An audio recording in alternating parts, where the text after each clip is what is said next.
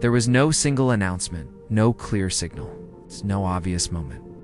But the system changed, slowly, quietly, without attention. For decades, the economy followed a pattern. Income supported growth. Savings built stability. Money had a structure. Work generated income. Income supported spending. Savings created security. It was simple, predictable, understandable. You worked. You saved. You progressed. But over time, the structure began shifting. Gradually, almost invisibly.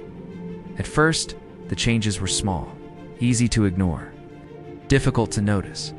Debt started increasing. Across households, across businesses, across entire systems. Borrowing became easier. Approval became faster. Access expanded everywhere. Interest rates declined, lower cost borrowing, higher incentive to take loans, credit cards expanded. Loans became normalized. Debt became embedded. At the same time, assets began rising.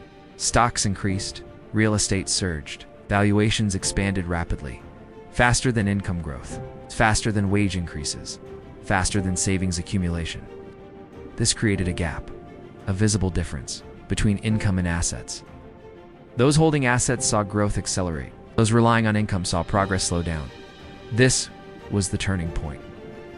Not a crash, not a collapse, but a transformation, a shift in structure, a shift in behavior, a shift in outcomes. The system moved from income-based growth to asset-based growth. This is the key shift. Owning assets became more important than earning income. Not immediately obvious, but extremely powerful. Those who adapted early entered markets, accumulated assets, and benefited from growth. They didn't just earn money. They owned growth.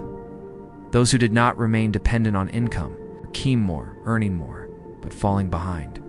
Because costs increased, while income moved slowly. The gap widened, quietly, consistently, between asset owners and income earners. Year after year, another factor was inflation. Prices increased gradually. Cost of living expanded. Purchasing power declined.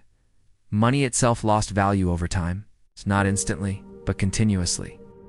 Savings alone became less effective. Holding cash no longer preserved value. It slowly reduced it. This required new thinking, new strategies, new awareness, because the system was no longer the same. Technology accelerated the shift.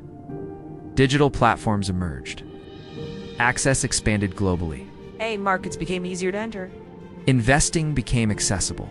Information became available. Opportunities increased rapidly, but so did complexity. More options, more noise, more confusion, more risk, more volatility, more uncertainty.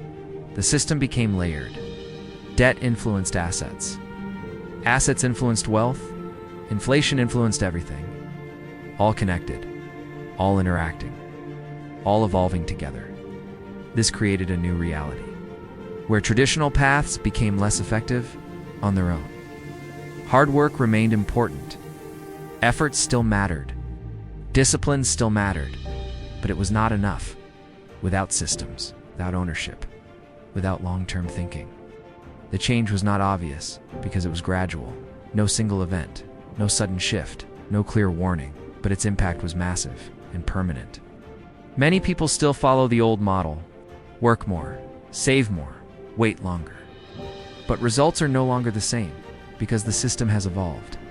The new system rewards different behaviors: investing, ownership, asset accumulation, long-term thinking, system building, financial awareness. These define success now, not just income, not just effort, but strategy. Understanding the system creates advantage. Ignoring it creates limitation. 3 key insights emerge. First, the economy shifted to asset-driven growth.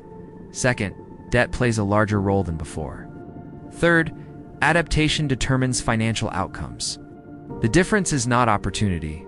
Opportunities increased, but they require awareness and action.